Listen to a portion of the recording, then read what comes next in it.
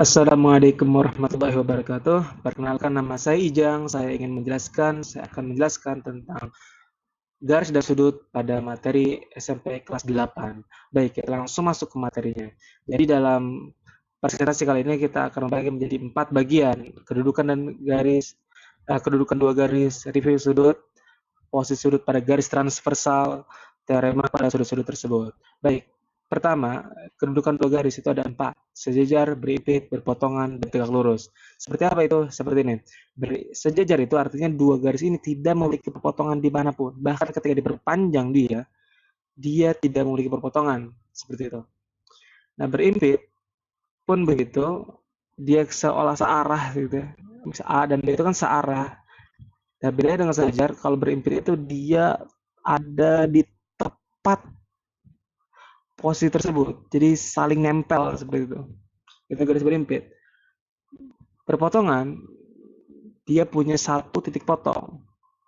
Seperti itu. Ini garis berpotongan. Dan salah satu jenis garis berpotongan yang penting juga adalah garis tegak lurus. Jadi garis tegak lurus ada garis berpotongan juga, tapi punya ciri khusus, yaitu sudut yang terbentuk di perpotongan tersebut adalah sudut 90 derajat. Baik, kita lihat ke selanjutnya itu konsep sudut. Konsep sudut, sudut itu adalah area atau wilayah wilayah yang terbentuk ketika dua garis saling berpotongan. Dan ukuran sudut itu menentukan seberapa lebar kaki-kaki sudut itu. Semakin sempit kelebarannya, artinya makin kecil nilainya. Dan berikut adalah jenis-jenis sudut, ada sudut lancip, siku-siku, tumpul, lurus yang sudah kita ketahui sebelumnya. Kalau lancip 0 sampai 90, siku-siku ada 90 derajat, tumpul ada 90 derajat dan 180, sudut lurus adalah 180 derajat. Seperti itu.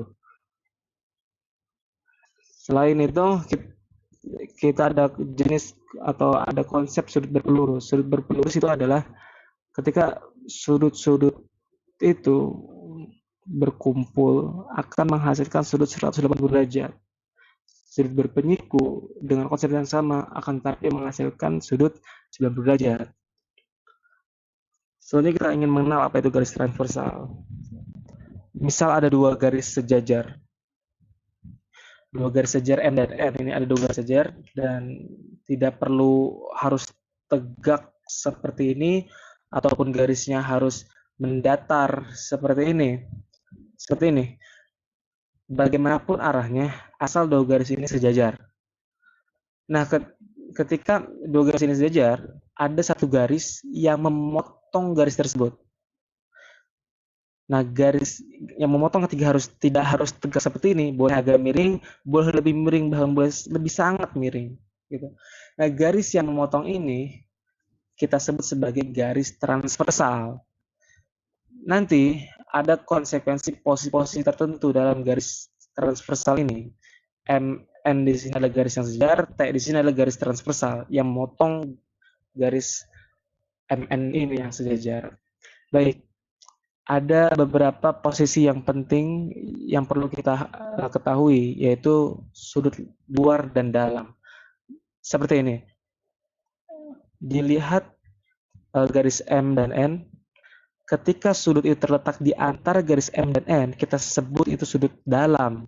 Misalnya 4, 3, 5, 6. Itu sudut yang ada di dalam gitu. Sudut luar artinya sudut yang tidak berada di antara garis M dan N ini atau di antara dua garis sejajar ini, seperti 1, 2, 8, 7, seperti itu. Sudut sepihak dan sudut berseberangan. Sudut sepihak dan berseberangan ditinjau dari garis T. Jika dia berada pada wilayah yang sama, yang wilayah kanan misalnya, maka kita sebut sepihak. Tapi jika kanan kiri atau kiri dan kanan itu kita sebut berseberangan. Sepihak misalnya 2 dan 3 itu kan sama-sama di bagian kanan ya. 3 dan 6, 6 dan 7, 2 dan 7 itu sudut sepihak. Sudut berseberangan ya 1 dan 2, 4 dan 3, 5 dan 6, 8 dan 7, 8 dan 6, 8 dan 3, 8 dan 2, seperti itu. Itu sudut yang saling berseberangan. Lalu ada sudut sehadap dan bertolak belakang. Sudut sehadap itu bisa kita lihat sebagai seperti ini. Sudut 2 dan 6 itu kan menghadap yang sama begitu. Pun sudut 1 dan 5, sudut 4 dan 8, 3 dan 7, dia menghadap arah yang sama seperti itu. Kita sebut itu sudut sahadap. Sudut bertolak belakang itu justru sebaliknya, artinya ya saling bertolak belakang seperti sudut 2 dan 4, sudut 1 dan 3, 5 dan 7, 6, 8, dia saling membelakangi seperti itu. Nah, setelah kita tahu posisi sudut itu, kita juga akhirnya mendapatkan teorema intinya, yaitu jika sudut saling sahadap seperti 2 dan 6, 3 dan 7, 1 dan 5, nah sudut-sudut sahadap tersebut itu akan sama nilainya. Teorema kedua, jika sudut saling bertolak belakang, maka sudut tersebut sama nilainya. Seperti 2 dan 4, itu sama nilainya. Seperti itu. Baik, tadi sudut saling sahadap, saya ulangi, sudut saling sahadap itu akan sama nilainya seperti 2 dan 6, 3 dan 7, 1 dan 5, 4 dan 8. Dia sahadap sehingga nilainya sama. Jika sudut 1 itu 60 derajat, jika sudut 1 adalah 120 derajat misalnya, maka sudut 5 juga 150 derajat atau 120 derajat. Akan sama nilainya dengan sudut 1 begitu. Jadi saling mengikuti nilainya. Dan sudut saling bertolak belakang pun akan sama.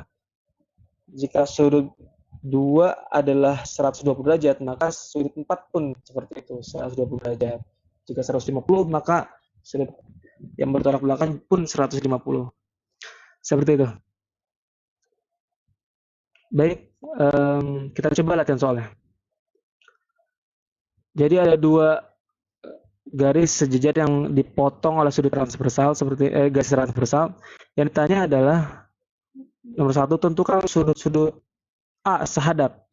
Yang sahadap yang kita tahu tadi dari penjelasan tadi ya P dan T, U dan Q, O dan S, R dan V itu sudut sahadap. Sudut berseberangan misalnya O dan P, O dan U, V dan P, V dan U.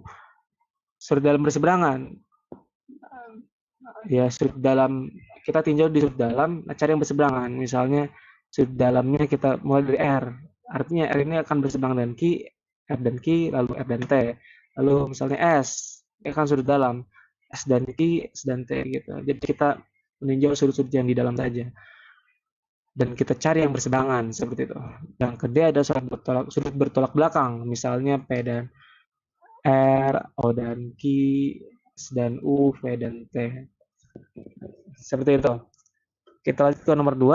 Nomor 2 di sini jika T 65 derajat. Oke, jika diketahui T 65 derajat, kita ingin tahu nih P-nya berapa. Lihat T dan P itu sudut yang sahadap kan. Nah, karena dia sudut yang sahadap, maka nilai sudut P dan T sama.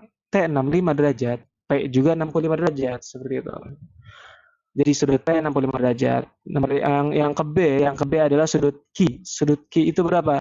Dilihat sudut Q itu dengan sudut U, dia sudut yang saling sahadap. Artinya ketika kita mendapatkan nilai U-nya berapa, kita akan tahu nilai Q-nya berapa.